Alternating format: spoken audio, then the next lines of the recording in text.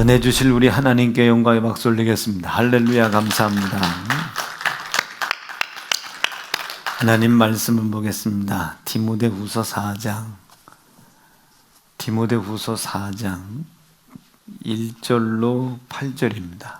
디모데후서 4장 1절로 8절 듣겠습니다. 하나님 앞과 산자와 죽은 자를 심판하실 그리스도 예수 앞에서 그의 나타나실 것과 그의 나라를 두고 엄히 명하노니 너는 말씀을 전파하라. 때를 얻든지 못 얻든지 항상 힘쓰라. 범사의 오래 참음과 가르침으로 경책하며 경계하며 권하라. 때가 이르리니 사람이 바른 교훈을 받지 아니하며 귀가 가려워서 자기의 사욕을 좇을 스승을 많이 두고 또 그 귀를 진리에서 돌이켜 허탄한 이야기를 좇으리라. 그러나 너는 모든 일에 근신하여 고난을 받으며 전도인의 일을 하며 내 직무를 다하라. 관제와 같이 벌써 내가 부음이 되고 나의 떠날 기약이 가까웠도다. 내가 선한 싸움을 싸우고 나의 달려갈 길을 마치고 믿음을 지켰으니 이제 후로는 나를 위하여 의의 면류관이 예비되었으므로 주 곧 의로우신 재판장이 그날에 내게 주실 것이니 내게만 아니라 주의 나타나심을 사모하는 모든 자에게니라. 아멘. 아멘.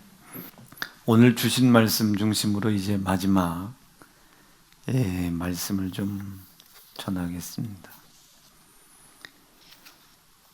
우리 하나님 앞과 산자와 죽은 자를 심판하실 그리스도 예수 앞에서, 여러분, 이제 우리가 마지막 때가 되면은 반드시 하나님은 산자와 죽은 자를 심판하십니다. 이 이야기가 잘 납득이 안 되시겠지만 우리가 인생의 삶이라는 것을 착하고 선하게 최선을 다해 살았다고 하나님께서 우리를 보내고 싶어 하시는 영원한 천국에 이렇게 우리가 들어가는 게 아닙니다.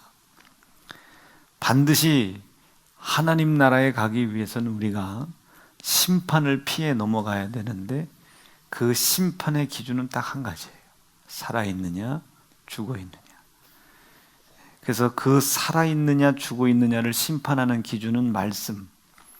그렇기 때문에 그 말씀을 여기서 전하되 그 말씀이 영혼을 살리는 말씀이어야 됩니다. 영혼을 살린다는 것은 창조주 하나님과 결합시키고 연합시키는 말씀이어야 돼요.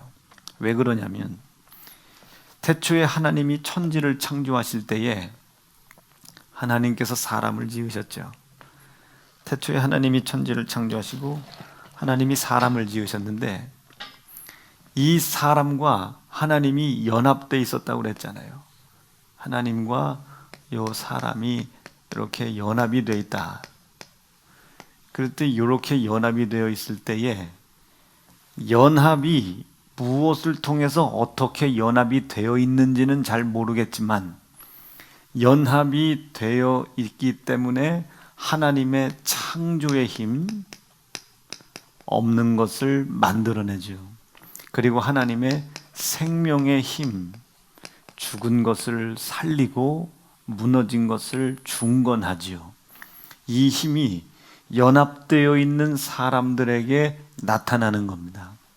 사람이 대단해서 창조의 능력이 나타나고 생명의 능력이 나타나는 것이 아니라 하나님과 연합되어 있기 때문에 하나님과 연합되어 있는 사람들에게 하나님은 생육하고 번성하고 충만하고 정복하고 다스려지는 모습을 통해서 하나님의 창조와 생명의 힘을 나타내 보여주시겠다고 약속을 하신 겁니다. 요거 이해가 되시면 아멘입니다. 그러니까 내가 대단해서 역사가 나타나는 게 아니고 창조주 하나님의 창조, 없는데 만들어내요. 죽었는데 살려내요. 생명. 무너졌는데 다시 재건해요. 중건하는 겁니다. 없는데, 나는 지혜가 없는데 지혜를 하나님이 주시는 거예요.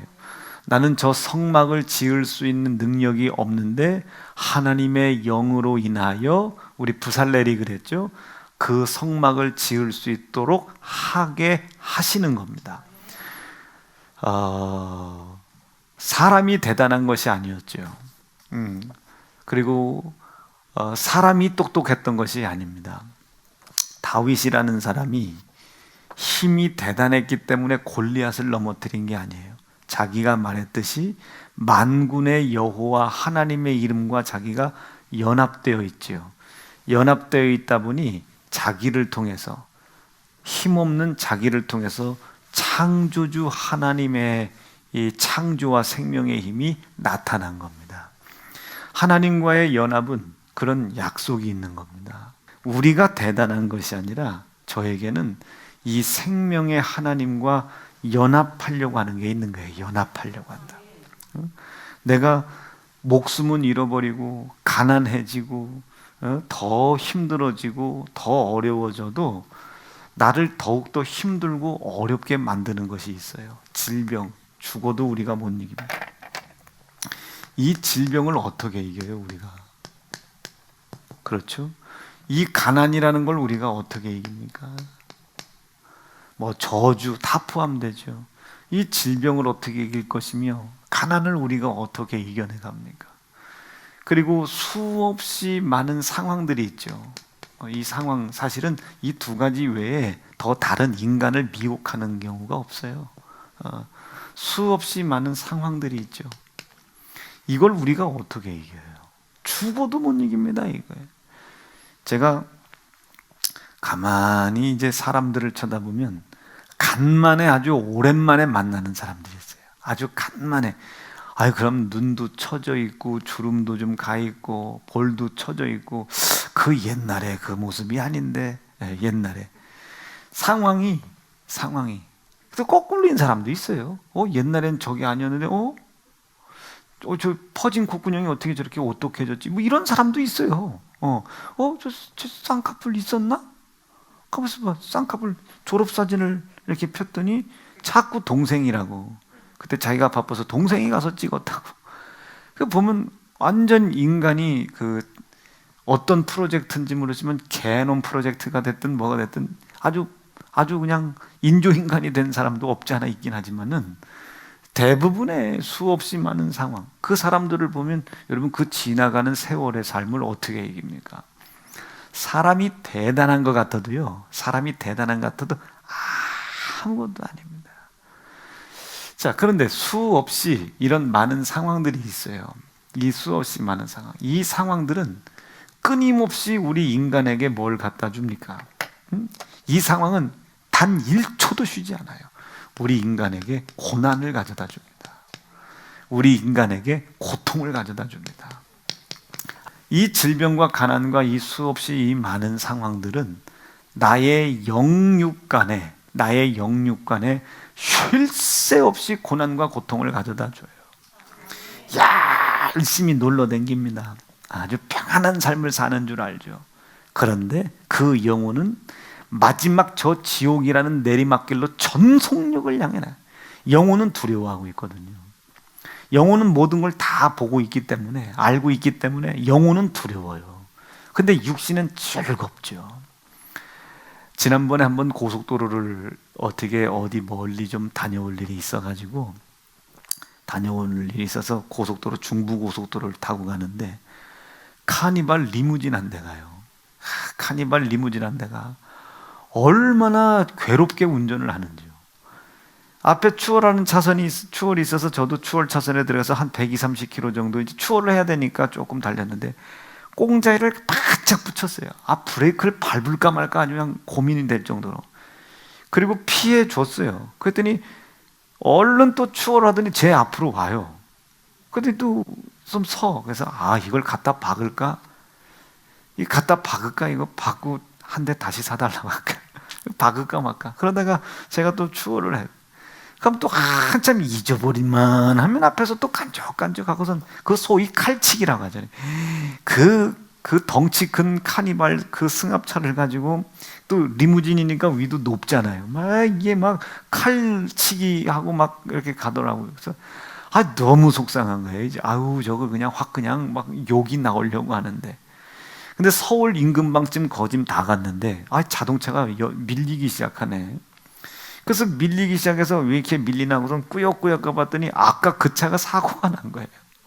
나 참 이 인생이라는 삶이 그래요. 지가 지금 당장 고속도로의 대왕 같아도 잠시 10분 뒤에 자기에게 어떤 일이 벌어질지를 아무도 몰라요. 즉 생육을 보장할 수 있는 사람, 충만 정복 다스림을 보장할 수 있는 사람은 아무도 없다.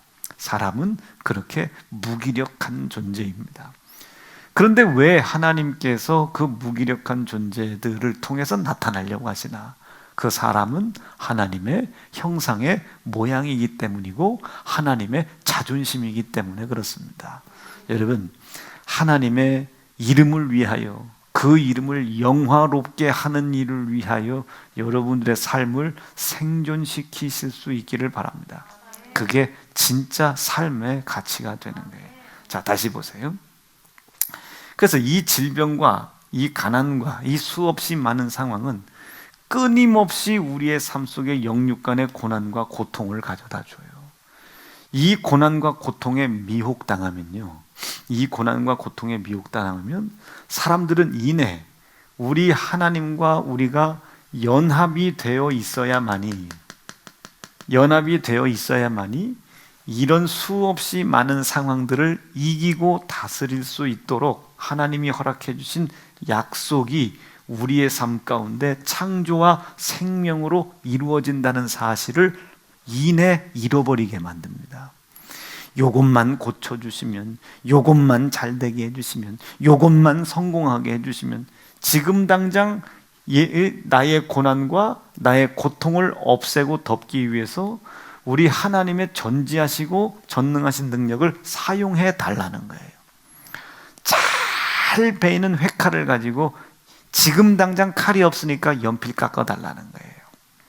연필이 딱 한 자루가 있었어요. 연필이 딱 한 자루. 이 연필을 가지고 저는 설교 준비를 해야 되잖아요. 그런데 이 왁스 같은 걸 바르다 보면, 디스 같은 걸 바르다 보면은 뚜껑을 지난번 전에 사용을 해놓고 이 뚜껑을 잘 닦고 정리를 잘해서 덮지 않으면 그 다음번에 못 써요. 뚜껑이 늘러붙어가지고.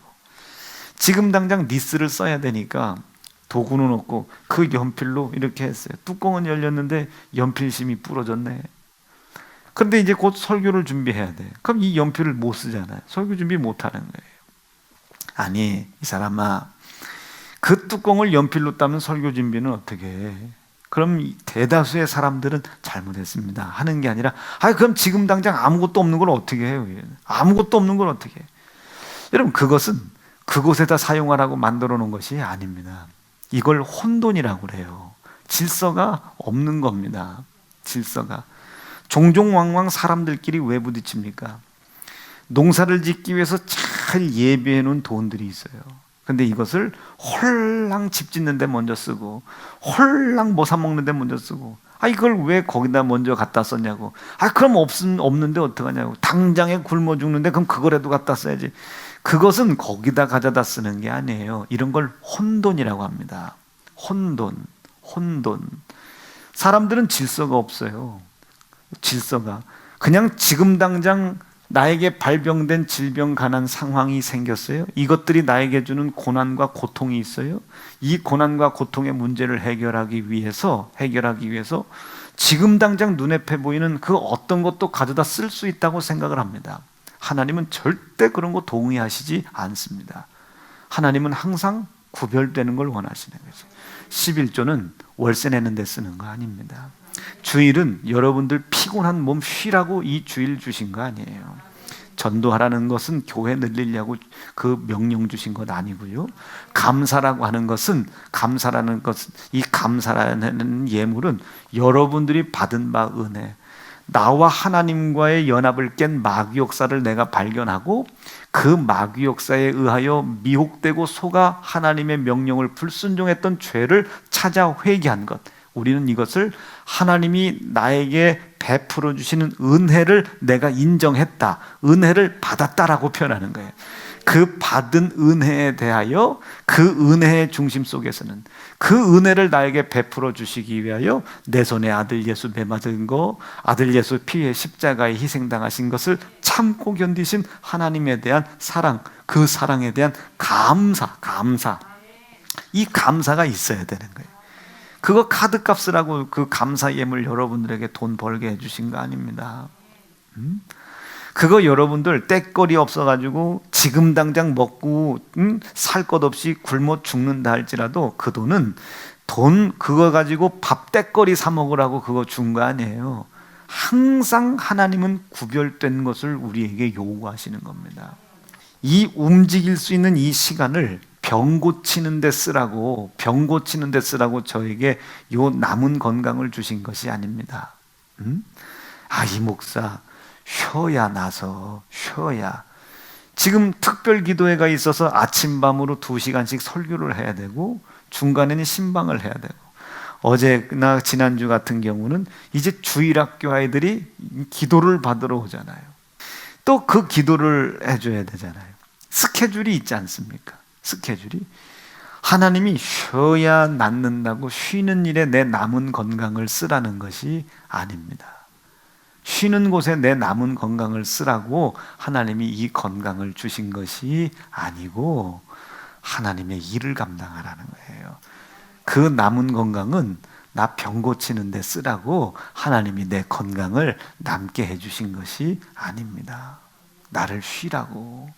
하나님의 일을 해야 할 건강을 그 질병 속에서도 어려움 속에서도 남겨놔 주신 거예요.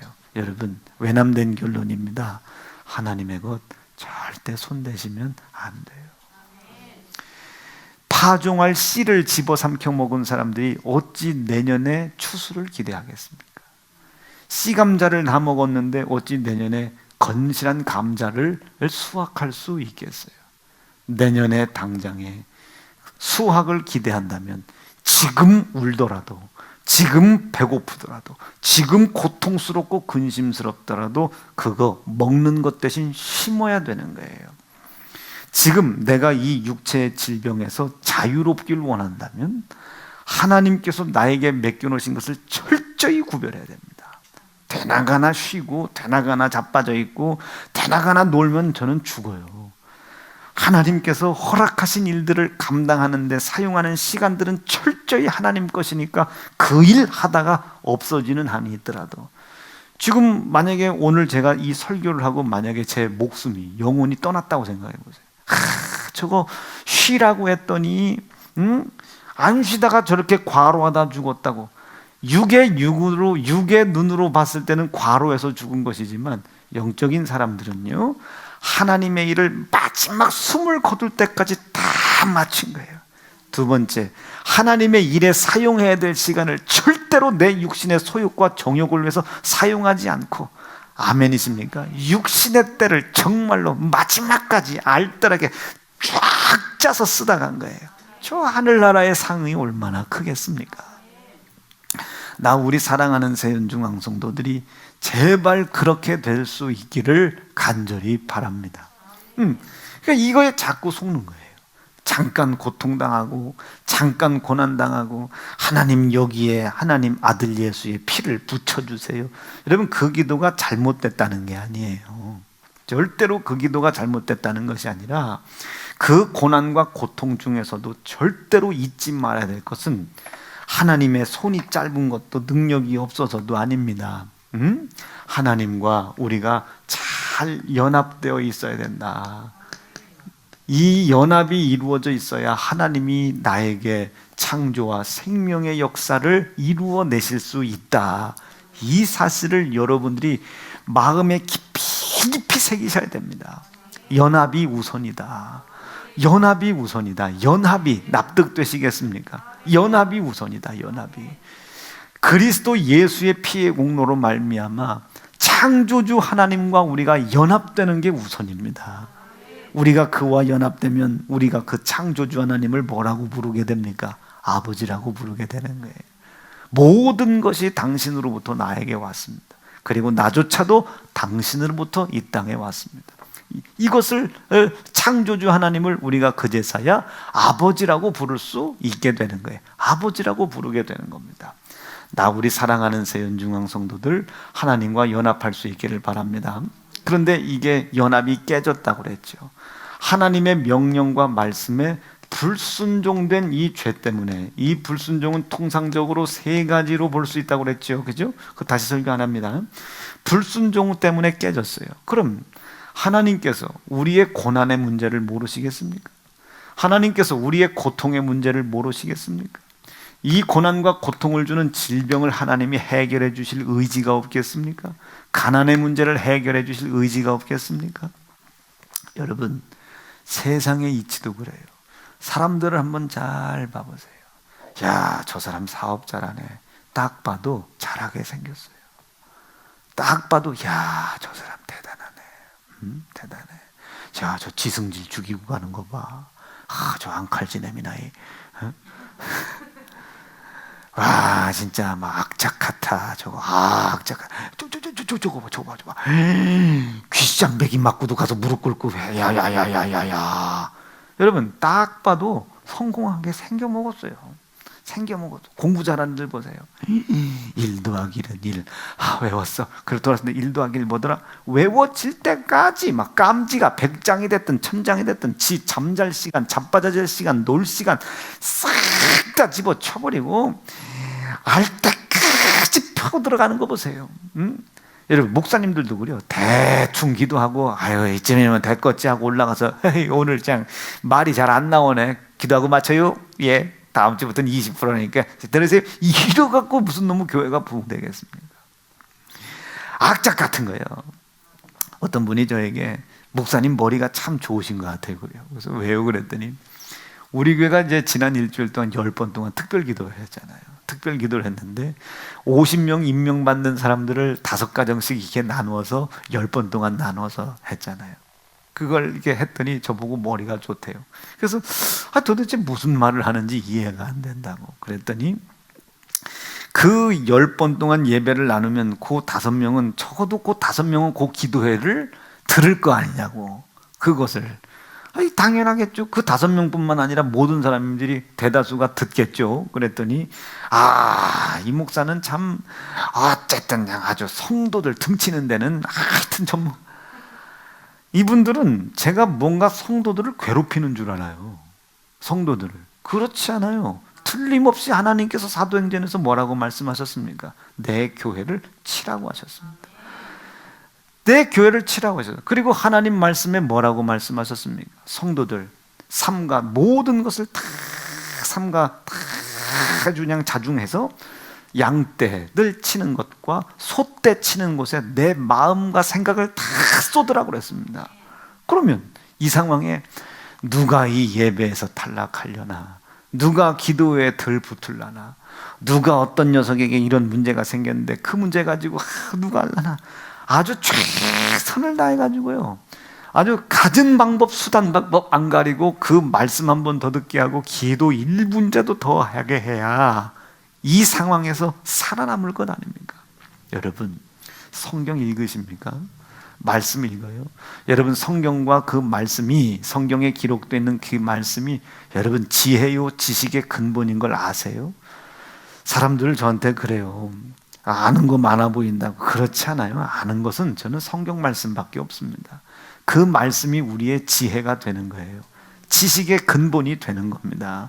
여러분, 제발 성경 읽으세요. 하루에 10장 읽으면 1년이면 한 번을 읽는답니다. 제발 성경 읽으세요. 틀어놓고 듣는 것은요, 틀어놓고 듣는 것은 그냥 지나고 버리고 말아. 지나고 버리고 맙니다. 읽으세요. 지금 당장 이해가 안 돼도 읽으십시오. 이 읽는 것들은 어디든지 간에 내 생각 어디 군데에 매달려 있어요. 어디에 매달려 있습니다. 그리고 내 인생의 최고의 절망이 나를 최악의 고난과 고통으로 끌고 나갔을 때에 내 영혼의 생명이 하나님과 완전히 단절되려고 하는 그 순간에 내 머리 어딘가에 기록되어 있었던 그 말씀은 나를 일으켜 세웁니다. 나를 일으켜 세워요. 그 말씀은 나를 반드시 일으켜 세웁니다. 진짜 그래요. 여러분, 한번 진실하게 스스로에게 물어보세요. 여러분들이 사업이 안 되고 가정이 문제가 생기고 약속된 하나님의 뜻이 이루어지지 않는 절망과 좌절의 근심 속에서 여러분들을 일으켜 세울 말씀이 있습니까? 저는 한 말씀 있잖아요. 나의 사랑, 나의 어여쁜 자여 나와 함께 일어나 가자. 저는 항상 제 인생의 최악의 절망 속에 그 말씀이 나를 일으켜 세웁니다. 나를 붙잡아 일으켜 세워요. 아, 하나님이 나를 불쌍한 자로 여기시는구나. 나를 불쌍히 여겨주세요. 나를 불쌍히 여겨주세요. 육체의 질병이 중내산해한 그곳에 갔을 때 하나님께서 그 말씀으로 나를 일으켰어요. 교회가 망했냐 안 망했냐 인생의 최악의 삶에 갔을 때 그 말씀이 나를 일으켜 세우는 거예요. 그때 나를 붙잡은 것이 나의 사랑, 나의 어여쁜 자요. 아, 그분이 나를 보고 계시구나. 그분이 나를 불쌍히 여기시구나. 그분이 나를 내 손을 붙잡고 나와 함께 일어나 가자고 나를 일으켜 세우려고 하시는구나. 그 말씀이 저를 붙잡은 거예요. 이 말씀이 어디선가 걸려 있어요. 지금 제 머리 어딘가에 걸려 있어요. 사도 바울이 로마로 압송을 당하잖아요. 로마의 복음을 증거하러 가기 위하여 로마로 가야 되겠는데 죄인의 신분이니까 로마에 갈 수가 없잖아. 근데 사도 바울이 지혜를 발휘하여 로마 가이사에다가 내가 내 것을 항소를 해야 되겠다. 항소를 했어요. 재판이 끝나기도 전에 항소를 해가지고 이 로마가 미결수 신분으로 로마로 압송을 당합니다. 어쨌든 압송이 됐든 죄인이 됐든 로마로 가는 배를 타는데 밀레도라는 그 섬에서 유라굴로 광풍을 만나잖아요. 이 광풍을 맞았는데 열나흘 동안 얼마나 바람이 거세게 부릅니까? 이 배가 끌려가다가 그 섬 끝에 걸렸다고요. 그 섬 끝에 배가 걸렸다. 그 섬 끝에 걸렸다는 거예요. 시작. 그러므로 여러분이요 안심하라. 나는 내게 말씀 그대로 되리라고 하나님을 믿노라. 그러나 우리가 한 섬에 걸리리라.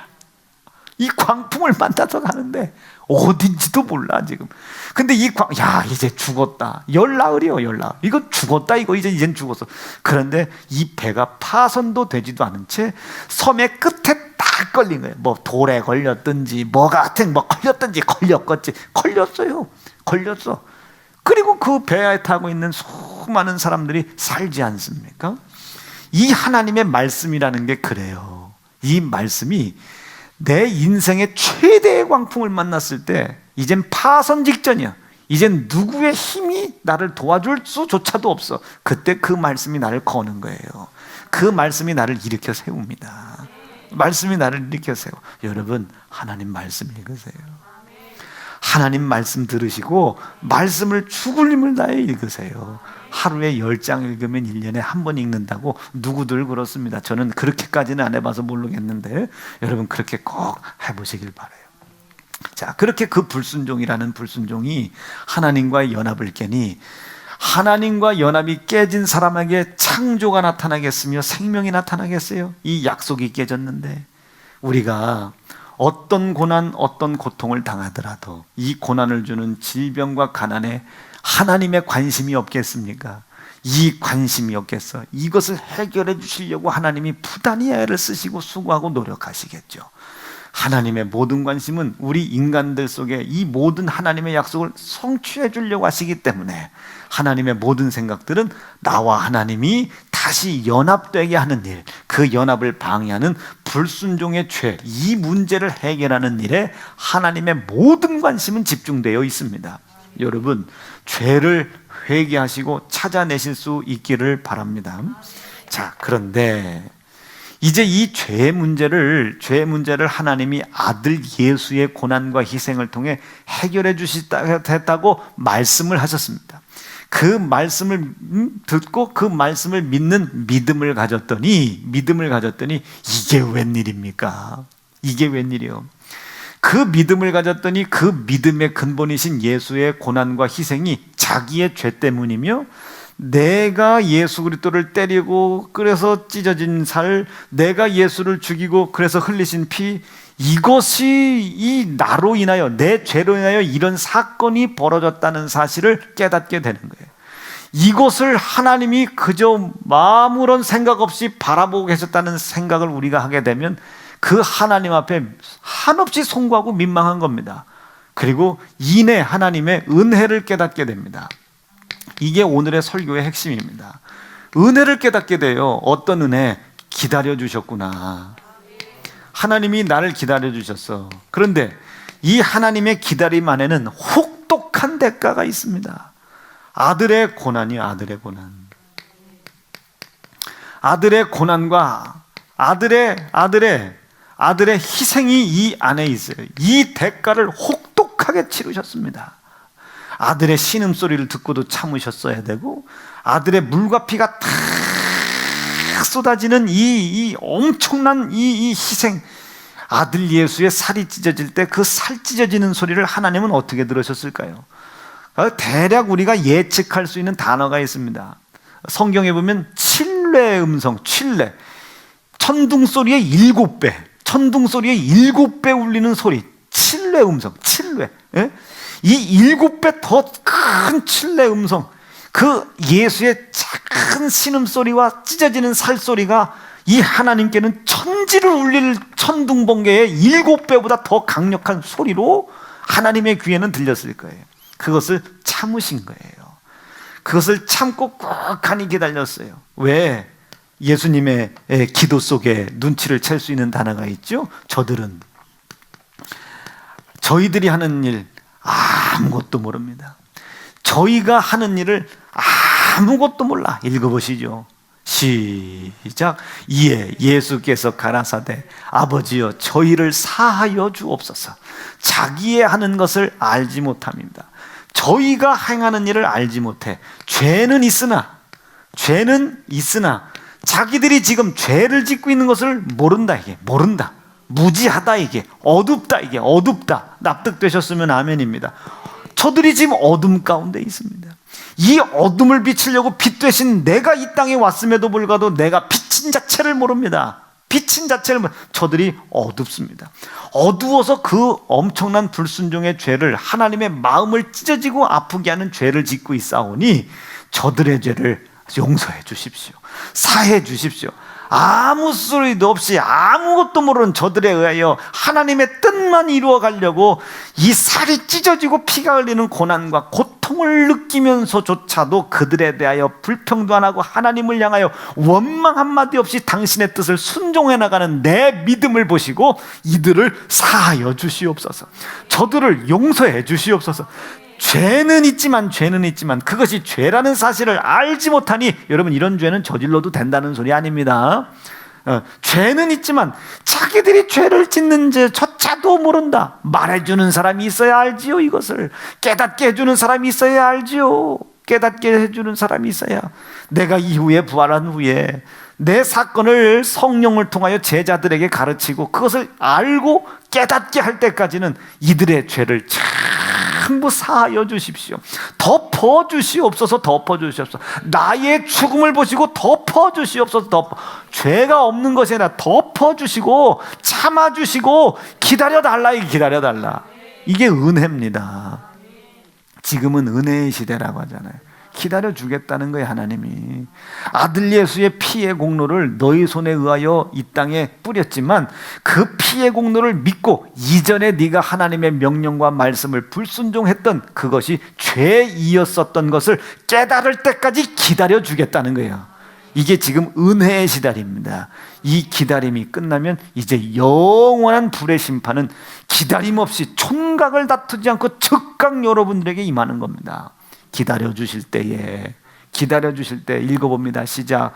오직 무서운 마음으로 심판을 기다리는 것과 대적하는 자를 소멸한 맹렬한 불만이 있다는 거예요. 기다려주실 때에 저 심판의 불이 내게 이루어지지 않도록 하나님의 은혜 안에 푹 담겨지기를 간절히 바랍니다. 그것을 깨닫고 났더니 이분이 나 기다리셨구나. 기다릴 때 아주 혹독한 대가를 치르셨구나. 이 혹독한 대가를 치르고서라도 나를 기다려주신 이 하나님의 은혜에 내가 감사를 해야 되겠구나. 감사를 해야 되겠어. 여러분, 은혜는 갚는 것이 아니라고 그랬죠. 은혜는 갚을 수가 없지요. 여러분, 부모님의 은혜를 어떻게 갚습니까? 우리 부모, 은서가 나왔네. 은서가 엄마의 은혜를 알아 몰라. 은서는 엄마의 은혜를 알아 몰라. 엄마의 은혜를 알아 몰라.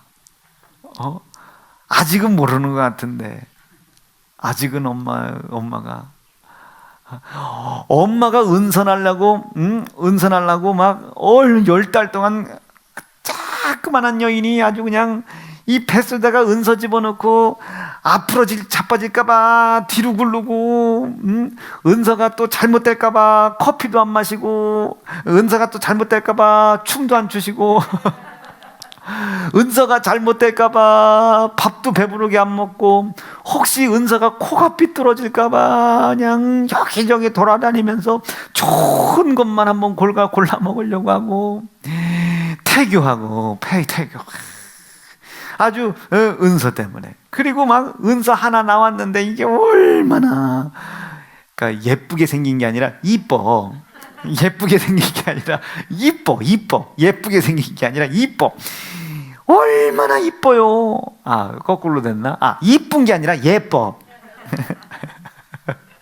은서 하나 나놓고도 얘가 막 키가 덜 자라면 어떡하나, 몸무게가 덜 나가면 어떡하나, 얼굴 꼬매지면 어떡하나, 점 생기면 어떡하나, 간방김이 생기면 어떡하나, 얘가 중학교 안 간다가 뭐 어떡하나, 아니 중학교를 가서 또 뭐 다른 일진한테 맞으면 어떡하나, 걱정할 거 없어요. 제가 일진인 것 같아.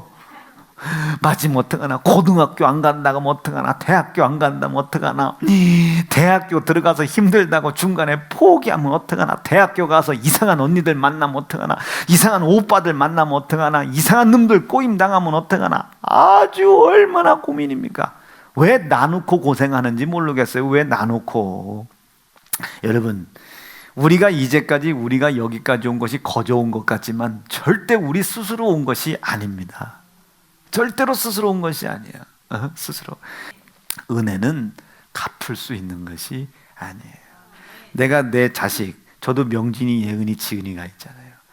이것들이 얼마나 이뻐요. 이 이쁜 녀석들 내가 내 자녀라고 이쁘다고 생각할 수 있도록, 내가 이 우리 자녀를 사랑할 수 있도록 도와주신 분이 누굽니까? 우리 부모님 아니야.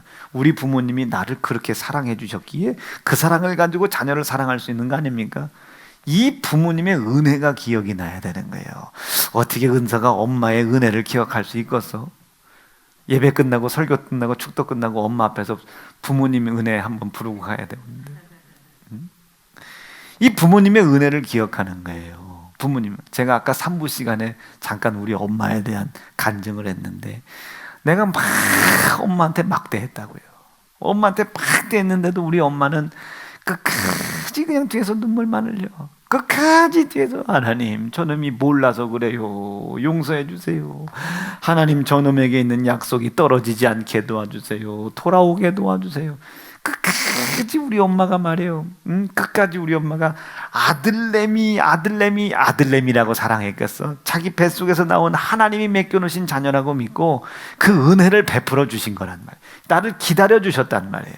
그 모욕을 당해도 기다려 주시고, 욕을 먹어도 기다려 주시고, 그 극한 스트레스를 줘도 다 삭히고 기다려 주셨단 말이에요. 이게 은혜입니다.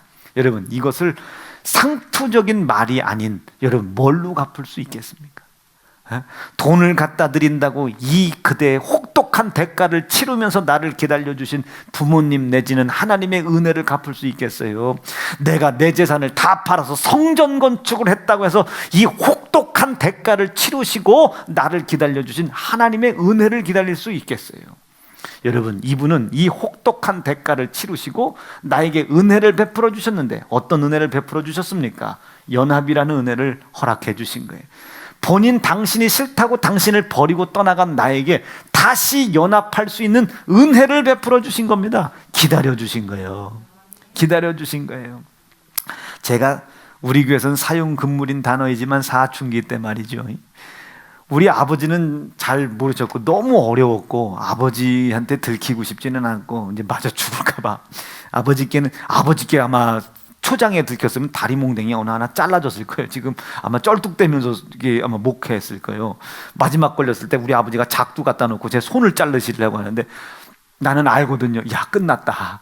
이게 끝났다. 이게 아버지가 작두해서 했는데, 저쪽에서 역전의 용사, 우리 막내 동생, 난 절대로 그 막내 동생에 대한 은혜를 잊을 수가 없습니다. 막내 동생이 학교가 끝나지도 않았는데 오빠 손가락 잘린다는 소리를 누구한테 들은 거예요. 그러니까 얘가 수업 시간에 수업을 내팽개치고 가방 내팽개치고 달려온 거예요. 춘선아 고마워. 아 참, 춘선이라는 이름 부르지 말라고 했는데 이름이 촌스럽잖아요. 춘선. 봄춘자. 아유, 이름을 어떻게 그렇게 줬나 몰라. 춘선. 춘선이가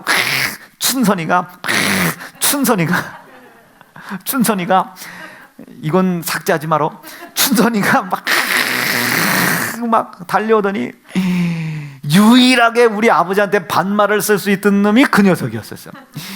아니, 바로 내 밑에 동생도 이 딸년들이 아버지한테 반말을, 이 나쁜 년들 아주 그냥 문을 열더니 아빠.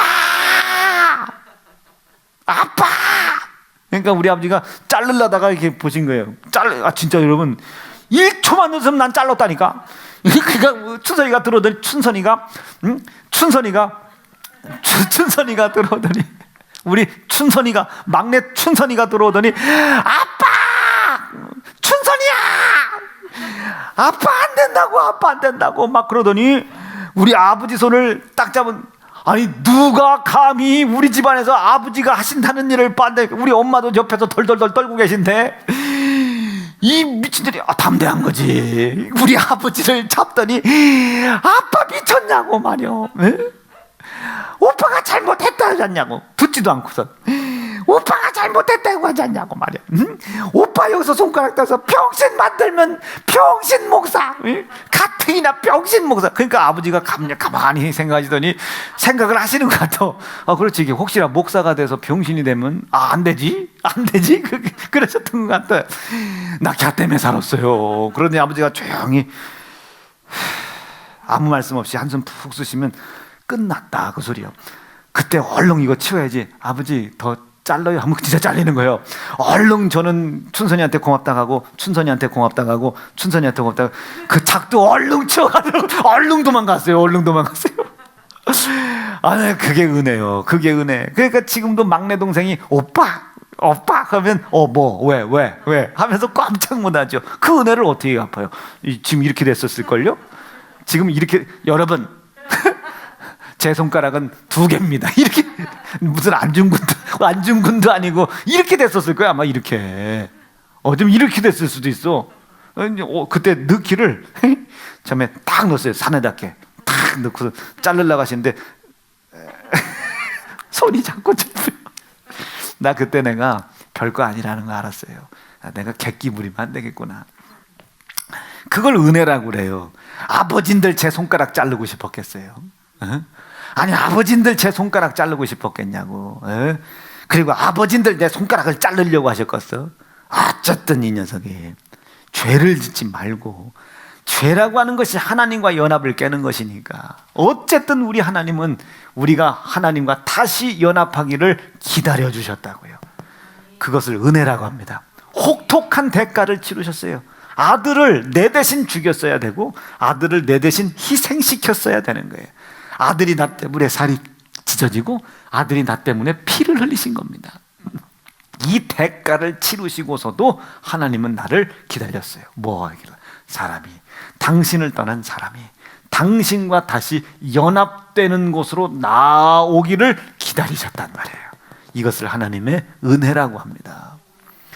우리 사랑하는 세연중앙 성도들이 이 고난과 고통의 문제보다는 하나님의 은혜를 믿고 하나님과 연합하는 자리까지 나아가실 수 있기를 간절히 바라요.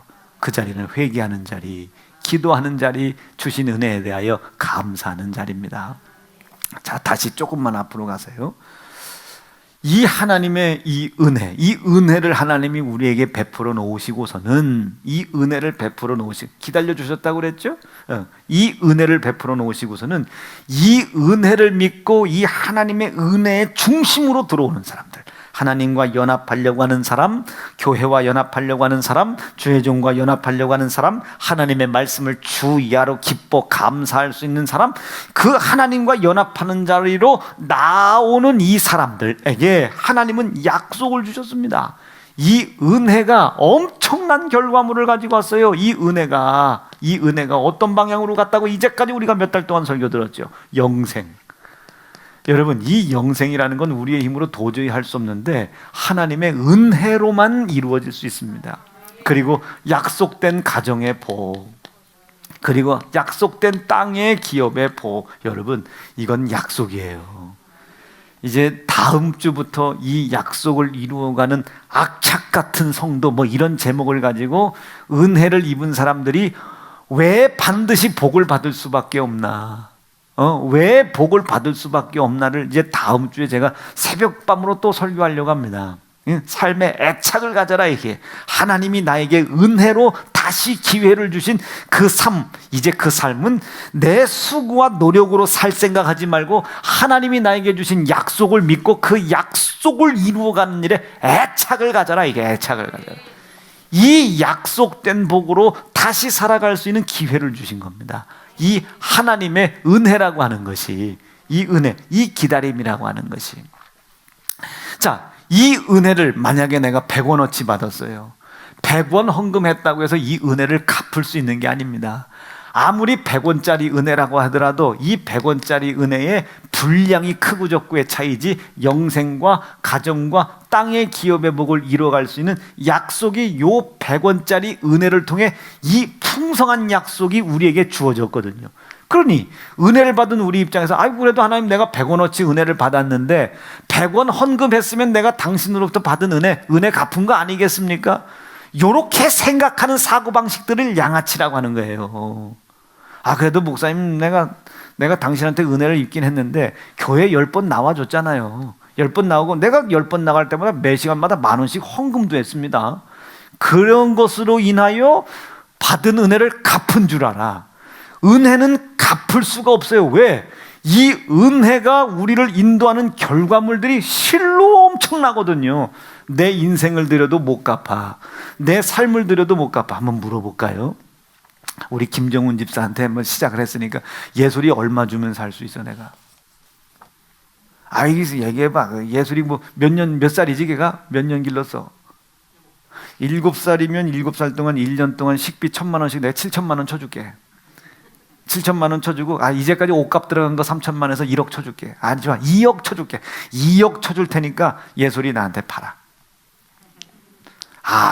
생각 잘해봐. 2억이면 작은 돈 아니요. 그래 그럼 김정훈 지사는 아버지라고 치고 외할머니 예술이 아이고 막 신경통 막 나 그때 서울에 병원 가는데요. 우리 집사님이 예술이 되고 서울 그 10,000원 무궁화 기차, 그것도 KTX 좀 하나 끊어드리지, 그걸 무궁화 열차를 타고 거기를 가서, 난 또 열차를 잘못 탔어. 잘못 타서 내렸어. 연착이 돼가지고 그 뒷차를 타야 되는데 앞차를 탄 거야. 내렸는데 신탄진역에서 이게 누구지? 예술이가 서르는데 너무 귀여워서 그때 예술이를 사기로 했어요. 얼마에 파실래요? 얼마에 파실래? 그 홍보의 권사님 묻고 계시는데, 뭐 이쪽 저쪽 해봐요. 30kg, 40kg 이쪽 저쪽 봄이 지금 한겨울인데 권사님 나한테 내가 1kg에 100,000원씩 쳐드릴게. 이걸 누구 어떻게 살 수 있겠어요? 어떻게? 우리 준서 말도 안 듣고 나한테 팔어. 받아. 준성이 나한테 얼마에 팔래? 그냥 가져가라고. 싫어. 그냥 가져가. 싫어. 좋아. 우리 가칭 우리 향순이가 아니고 뭐예요? 철봉이. 자, 철봉이 나한테 나오면 얼마에 팔래? 엄마 아빠 이름 부르기 전에 나한테 팔아. 여러분, 우리 집사님 은서 나한테 얼마면 팔겠어요? 대학 등록금 이거 한가지 넉넉히 4억 쳐드릴게. 넉넉히 4억. 4억이면 가양 2호점 낼 수 있어요. 4억 쳐드릴게. 4억. 안 팔을. 목사가 이렇게 간곡히 부탁하는데도 아이고 나 참. 생각 잘해봐요. 생각을 잘해봐. 여러분, 이거 아무것도 아닌 것 같으죠? 우리 현정이가 준성이 만난 거, 그래서 가정을 이룬 거, 이거 아무것도 아닌 것 같으죠? 이것을 하나님이 약속하신 약속으로 믿고 하나님의 은혜를 믿는다면 이 속에는 아들의 고난과 아들 예수의 희생의 값이 있는 겁니다. 그럼 준성이가 얼마나 사랑스러워이겠어요? 그럼 이 가정을 여러분 돈으로 주고 살 수 있겠어요? 자, 거꾸로 물어볼까요? 은서는 엄마 얼마 주면 나한테 팔래? 은서는 엄마 얼마 주면 나한테 팔려? 저 생각하는데? 얼마 주면 팔려? 얼마 주면? 지 엄마 아빠에 대해서 막 불평과 불만이 있는 사람들도 잘 생각해봐요. 지금 우리 은서의 말이 진실한가? 하나님은 와서 보시고 계셔요. 네가 그렇게 진실한 년이 엄마한테 짜증내고 불평내고, 여러분 이 가정이라고 하는 것은 그냥 막 사람의 생식에 의해서 만들어진 것 같지만 다 하나님의 이 값이 지불되어 있는 거예요. 그것을 아는 가정은 바로 서가는 것이고, 그것을 모르는 가정들은 상황에 따라, 변해가는 환경에 따라 콩가루도 되고 막 변해가는 거예요. 여러분 우리 가정, 저는 예수 믿는 우리 가정, 우리 아버지로부터, 지금 아버지 살아계시니까 아버지 가정이 있죠. 그리고 그 밑에 제가 있죠. 그리고 제 밑에 여동생이 있고, 저의 가정이 있고, 여동생들의 가정들이 또 있고, 그 밑에 새끼들이 있고, 제 조카들이 있고, 아버지를 중심으로 우리는 예수를 믿는 가정이니까 뭐라 해도 아버지로부터 내려오는 이 가정은 우리의 인간의 힘으로는 안 됐다. 어떻게 우리 아버지가 우리 어머니랑 결혼하실 수 있으며, 우리 엄마가 어떻게 목사의 사모가 될 수 있으며, 나는 어찌 목사의 자녀로 태어나서 목회를 할 수 있을까? 이 목회를 하는 것도 감사한데 자녀들이 전부 다 목회자 집안에서 어떻게 이렇게 하나님의 이름을 영화롭게 하는 일에 한 생각을 품을 수 있을까? 이건 도무지 우리 아버지의 지혜와 지식으로 한 것은 아닙니다. 하나님의 은혜가 우리 아버지에게 임하였고, 그 은혜가 우리의 이 열매를 맺은 거예요. 그럼 이 은혜를 하나님 앞에 우리 아버지가 이런 가정을 만들고 문중을 이루어가 주시는 이 하나님의 은혜 앞에 우리 아버지가 전 재산을 내놨어요. 그럼 그 은혜가 갚아질 수 있습니까? 전 재산을 갖다 바쳤어요. 우리 아버지 전 재산을 갖다 바쳐도 우리 엄마 값으로 못 사요. 우리 아들들 값으로 못 사요. 우리 밑에 여동생들, 우리 이 이뤄진 가정, 며느리, 손주들, 이 손주들, 우리 아버지가 전 재산이 만약에 뭐 1,000억, 그럴 일 없지만 1,000억이요. 그 1,000억을 누군가에 주고 이런 가정을 살 수 있겠습니까? 이건 틀림없이 하나님의 은혜 안에서, 하나님의 은혜가 나에게 허락하신 하나님과 연합되어 있는 증거인 약속으로 이루어진 가정입니다. 그러니까 우리 아버지는 우리 가정에 대한 애착이 굉장히 강력해요. 애착이 왜? 본인의 수고와 노력으로 이룬 것이 아니니까. 하나님께서 아들 예수 내 대신 희생시키고, 이해가 되시면 하면요, 하나님께서 아들 예수 내 손에 희생시키시고 아들 예수 내 손에 죽임당하게 했음에도 불구하고 그런 내가 그 사실을 인정했다고 나에게 은혜를 베풀어 준 거예요. 우리 아버지에게 은혜를 베풀어 준 거예요. 아들 예수를 죽였는데도 그 은혜, 아들 예수의 희생의 값으로 하나님이 주신 약속, 이 약속이 가정된 약속으로 이루어져 가고 있는 겁니다. 그러니 우리 아버지가 내가 몸이 아프다, 아유 하나님께 맡겨 라고 말씀을 하시지만 그 끝에서 아버지 아시지요. 나는 우리 아버지의 기도 중에 그게 제일 간절해 보여요. 아버지 아시죠? 그럼 막 이 간장이 막 서늘해져요. 왜 그렇게 하나님 아버지랑 친해 보이시나 저분은. 나는 막 백방으로 부르짖어도 내가 하나님은 저 멀리 계신 것 같은데, 아버지 아시죠? 우리 아버지가 그렇게 기도하실 때가 있으시단 말이에요. 그럼 그 말씀 속에 뭐가 있겠어요? 아버지 당신의 아들 예수를 내 손으로 희생시켰고 아들 예수를 죽였음에도 불구하고 그 사실을 인정했다고 하나님이 나에게 은혜를 베풀어 주셔서 먼저 하나님과 연합하게 해주시고, 연합하게 해주신 것도 감사한데 나에게 영생도 주셨고, 영생 주신 것도 감사한데 나한테 부인도 주고 우봉이라는 아들도 주고 화선이라고 하는 딸도 주고 춘선이라는 딸도 주고, 그 밑에서 며느리도 주고 사위들도 주고 손주들도 다 주셔서 문중과 가정을 이루어 주신 것, 아버지 이 은혜 비길 데가 없고 갚을 길이 없습니다. 여러분 이것을 우리 아버지가 전 재산을 아버지 하나님께 내려놨다고 해서 이 은혜를 눈꼽만큼이라도 갚을 수 있는 겁니까? 그 전 재산을 내놨다고 아들내미를 어디서 살 수 있어? 딸내미를 살 수 있어? 손주들을 살 수 있어? 그 아들 손주 며느리들이 전부 다 할아버지를 바라보면서, 할아버지를 우리 집안의 왕이요, 우리 할아버지를 경외하려고 애쓰고 우리 할아버지를 기쁘게 해드리려고 애쓰는 이 기쁨을 잘은 못하지만 잘하는 척 하는 거예요. 이 기쁨을 전 재산을 주고 살 수 있겠습니까? 아니 생각해봐요. 생각해봐. 처음에 현정이, 나는 아직도 기억해. 처음에 현정이를 준성이한테 했는데 나는 싫어하실 줄 알았어요. 권순정 집사님이 하도 이뻐서. 자기 집은 이쁜 사람이 없잖아요. 그런데 먼 날 목요일 날 오셨는데 현정이 손을 잡고 부인 손은 내팽겨 쳐놓고 현정이 손 붙잡고 가는데, 여러분 그 기쁨을 집 한 채 값으로 비교할 수 있겠습니까? 아니 그 기쁨을, 아니 준성이가 일평생 자기 아버지를 그렇게만큼 기쁘게 해드린 적이 몇 번이나 있겠어요? 어디서 여자 하나 잘 굴러 들어와가지고 아버지 기쁨 드리는 거예요. 이 기쁨을 돈으로 살 수 있겠습니까? 춘서 났을 때 생각해봐. 춘서를 세상을 다 얻은 것 같으지. 그런데 어떻게 그 춘서를 노엽게 해요? 이거 하나님을 노엽게 하는 것이지. 아이 우리 하임이 나왔잖아요. 집사님 이제 올해 또 권사님 되는데 이 권사 선물이네. 권사 선물. 하임이 나왔잖아. 하임이 이게 이제 초코 하임이 되냐 눈꽃송이 하임이 되냐? 이 하임이 얻은 기쁨이, 권사님 집사님 얼마면 나한테 팔려 그거? 하임이 안 판대야. 목사한테도 안 판대야. 표정이 안 판대야. 이거 하나님이 주신 은혜입니다. 여러분 이 가정이라는 것이 그냥 눈 맞아서 결혼한 게 아닙니다. 그 기쁨을 여러분 얼마 주고 살 수 있겠어요? 그래서 그 하나님의 영화로움을 위해서 약속하신 이 가정을 하나님의 은혜 가운데서 잘 길러내려고 하는 애착이 있어야 되는 겁니다. 애착이. 살다 말아. 저 새끼 저거 내가 결혼했지만 목사님 저 새끼랑 못 살겠어요. 이거는 하나님의 은혜 가운데 사는 사람이 아니요. 사업을 시작하다 나 들어서 못해. 이건 사람의 은혜 가운데 사는 게 아니요. 납득되시겠습니까? 예수의 피의 값이 있고 예수의 희생의 값이 있고 은혜로 나에게 허락하신 약속인 이 약속이 내게서 반드시 성취되게 도와주십시오. 악착같이 약속을 이루어가려고 하는 믿음의 의지가 있어야 됩니다.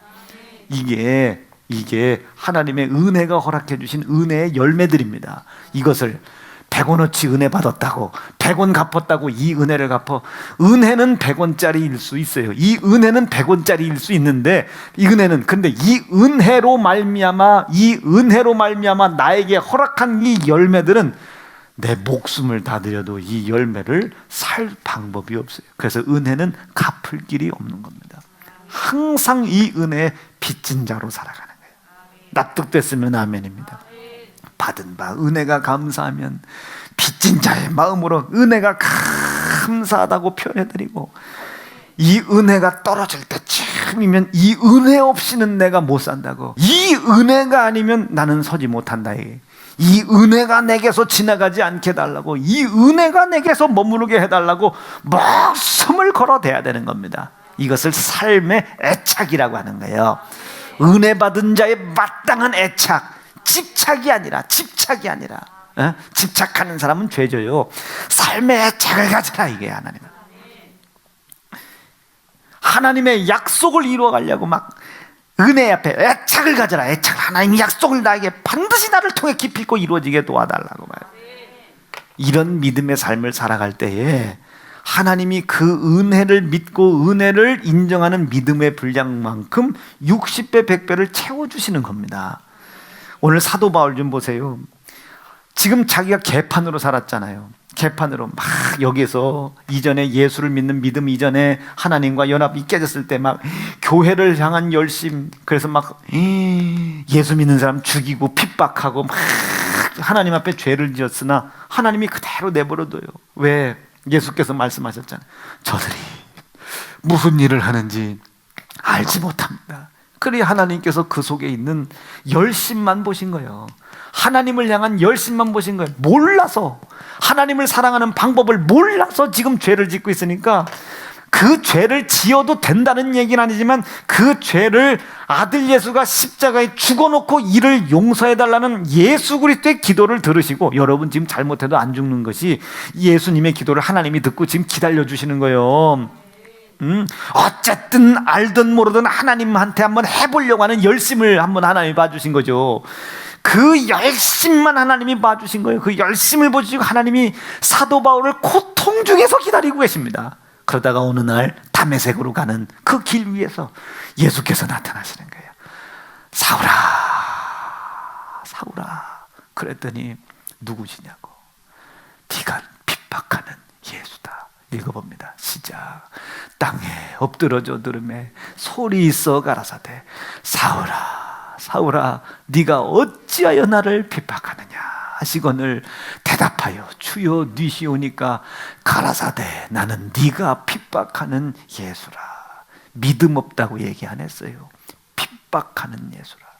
그 소리를 번떡 듣고 아하 내가 뭔가 잘못 가고 있구나. 3일 밤낮을 근심하다가 아나니아에게 안수를 받은 후에 그 여이 예수 그리스도를 진실로 사랑할 수 있는 길을 바라보게 됩니다. 은혜를 입은 거죠. 기다려주시는 하나님의 은혜를 입은 거죠. 은혜를 입었어요. 이 은혜 입은 사람들은 반드시 시작되는 게 회개입니다. 기도와 감사지요. 은혜를 입은 사도 바울이 그 뒤부터는 은혜를 받은 결과물, 영생과 가정과 땅의 기업의 복을 이루려고 악착같이 수고합니다. 파선당한 배를 타라고 해도 아멘. 파선당한 배를 타도 아멘. 동족에게 핍박받아도 감사. 이방 족속에게 고난을 받아도 감사.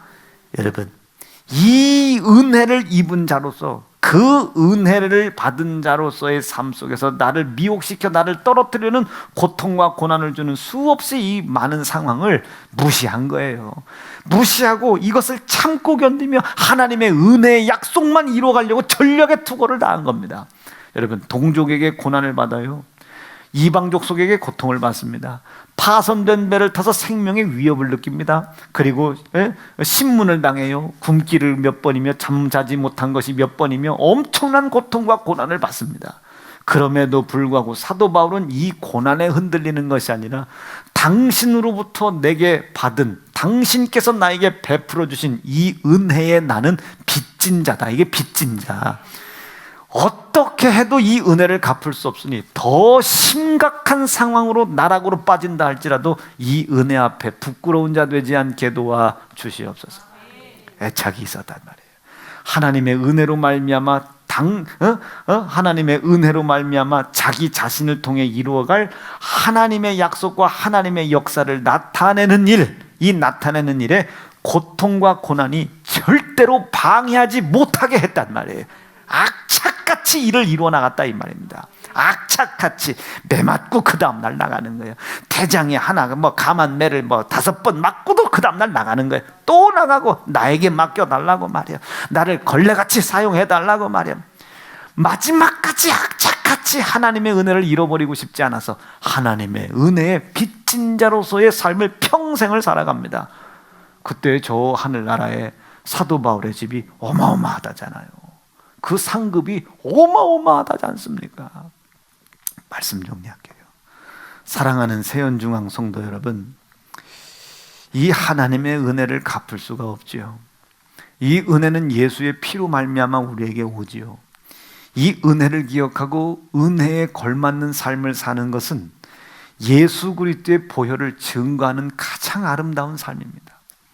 질병을 이기고 가난을 이기려고 하지 마시고 나는 하나님의 은혜를 입은 자로서 그 은혜가 나에게 약속하신 삶의 열매, 약속된 가정의 복과 땅의 기업의 복이 나를 통해 기필코 일어날 수 있도록 내 한 평도 안 드는 내 사업장에 애착을 갖게 도와주십시오. 아주 콩가루처럼 퍼져 있는 이 가정에 애착을 갖게 도와주시옵소서. 저 사고치는 내 딸, 내 딸아이, 내 아들아이 하나님 포기하지 않게 하시고 악착같이 나에게 허락하신 가정이라고 하는 약속의 복이 저 아이를 통해 기업으로 일어날 수 있도록, 마지막까지 하나님의 약속이 그 아이를 통해 드러날 수 있도록, 약속된 복이 드러날 수 있도록 은혜 받은 자로서 마지막까지 악착같이 그 약속을 성취해드리고 나타내는 자 되게 도와주시옵소서. 이게 무슨 뜻인지 아시겠어요? 그게 살아있는 자입니다. 그 사람이 심판을 피하는 거예요. 오늘 말씀해 보니까 이래요. 7절, 내가 선한 싸움을 다 싸우고 나의 달려갈 길을 마치고 마지막까지 이 하나님의 은혜를 인정하는 믿음을 지켰으니. 악착같이 지켰단 말이에요. 예수 그리스도의 보혈을 증거하는 일에 자신의 생애를 전부 한 겁니다. 여러분, 하나님의 은혜 입으셨으면 아멘입니다. 갚을 길 없는 것도 아셨으면 아멘입니다. 갚을 길이 없기 때문에 우리는 그분에게 은혜의 빚진 자 됐음을 인정하시면 아멘입니다. 그 아무것도 아닌 적은 것 같은 그 은혜, 그 은혜로 말미암아 여러분들의 가정이, 약속된 가정이 지금 만들어졌고 이루어져 가고 있다고 믿으시면 아멘입니다. 가정 지키세요. 문제가 안 일어나도록 가정을 지키라는 말씀은 비단 아닙니다. 가정에 어떤 문제가 있든지 간에 이 가정은 우리의 의지로 만들어진 것이 아니라 돈으로 주고도 살 수 없는 하나님의 은혜, 예수의 피의 값으로 하나님께서 만들어주신 가정이다. 이 속에서 반드시 하나님의 은혜가 있기 때문에 번성해야 된다. 내 자녀들은 기업이 돼야 된다. 하나님의 이름을 영화롭게 하는 자가 돼야 된다. 지금은 양아치 같고 사기꾼 같지만 기필코 이 아이를 변화시킬 자는 우리에게 은혜를 베풀어 주신 하나님이다. 하나님과 연합하여 하나님의 힘이 우리 자녀에게 이루어져 이 자녀가 기업이 되게 도와주시옵소서. 이 일을 이루어가는 일에 내가 악착 같게 도와주시옵소서. 믿음 잃어버리지 말고 애착을 갖고 끝까지 성공하게 도와주시옵소서. 우리 엄마가 저를 그렇게 길렀어요. 결국 하나님이 약속하신 약속을 이루어내시잖아요. 나타내시잖아요. 어쨌든 뭐 어디서 건달 사기꾼 양아치 하는 것이 아니라 목사하고 있으니 어쨌든 우리 엄마가 마지막까지 하나님께 입은 은혜, 그 은혜를 붙잡고 그 은혜가 우리 엄마와 아버지를 통해 약속하신 자녀의 기업, 이 기업이 있다는 것을 제가 사고 칠 때도 속상하게 할 때도 그때도 그 약속을 붙잡고 기도하고 하나님의 은혜를 구했단 말이에요. 그 은혜가 열매를 맺은 거예요. 그나마 양아치 안 되고 목사 된 게 얼마나 감사합니까? 그나마 세상에서 사기꾼 안 되고 목사가 된 게 얼마나 감사하고, 그래도 놈 죽이는 소리 안 하고 놈 살리려고 하는 말씀을 증거하는 사람이 된 것이 얼마나 감사해요. 어쨌든 기필코 은혜 받은 자는 악착같이 하나님께서 약속하신 약속을 이루어 가려고 하는 거예요. 악착 같으셔야 됩니다. 여러분 시작한 장사들 있잖아요. 그 별것도 아닌 거. 그냥 뭐 한 탕도 안 되고 뭐 난전보다도 못하고 그냥 니 아까 앞에서 뭐 팔고 뭐 파는 것 같은 그 아무것도 아닌 그 사업. 여러분, 그거 하나님 주신 약속의 기업이라고 한번 믿어보세요. 아멘, 아멘입니다. 약속의 기업이라고 한번 믿어보세요. 그리고 악착같이 어떤 환난과 걱정과 근심이 오더라도 하나님의 은혜로 말미암아 허락하신 이 약속의 기업이 기필코 은혜 받은 자로서 삶으로 드러나게 도와주세요. 일어나게 도와주세요. 나타나게 도와주시옵소서. 악착 같은 삶을 살기를 바랍니다. 이제 후로는 나를 위하여 의의 면류관이 예비되었으므로 주 곧 의로우신 재판장이 그날 내게 주실 것이니 내게만 아니라 주의 나타나심을 사모하는 모든 자에게니라. 모든 성도들에게 하나님의 은혜가 나타나시기를 간절히 축복합니다. 기도하겠습니다. 하나님, 은혜를 사모합니다. 은혜가 있음을 믿습니다. 은혜를 통해 이루어진 하나님의 약속을 믿습니다. 이 은혜 아니면 내가 오늘자로 설 수 없음을 하나님 앞에 고백하고 또 회개합니다. 시편 116편 같이 이 은혜를 어찌 갚겠습니까? 고백했던 시편의 기자와 같이 나도 고백하게 도와주시옵소서. 은혜를 갚을 길이 없사오니 이 은혜를 통해서 세워진 약속들을 이루어가는 일에, 나타나는 일에 악착 같은 생명력 있게 도와주시옵소서. 좌절하지 않게 하시고 근심하지 않게 하시고 절망하지 않게 하시고 은혜로 베풀어 주신 하나님의 약속을 끝까지 믿고 내 삶 속에 하나님이 약속하셨음을 가정에서, 땅의 기업에서 풍요와 풍성함으로 나타내게 도와주시옵소서. 하나님, 예수 믿는 사람 기필코 잘 됩니다. 예수 믿는 사람 믿었기 때문에 잘 되는 것이 아니라 하나님의 은혜를 알기 때문에 그들의 삶이 악착 같아집니다. 아주 악착같이 하나님의 약속을 이루기 위하여 하나님 전투적인 삶이 됩니다. 아버지, 회개와 기도와 감사로 그 하나님의 은혜 나타내게 도와 주시옵소서. 오늘도 주가 그 복 주신 줄 믿고 감사드리오며 예수님 이름으로 기도하옵나이다. 아멘. 은혜 주신 우리 하나님께 영광의 박수 올리겠습니다. 할렐루야, 감사합니다.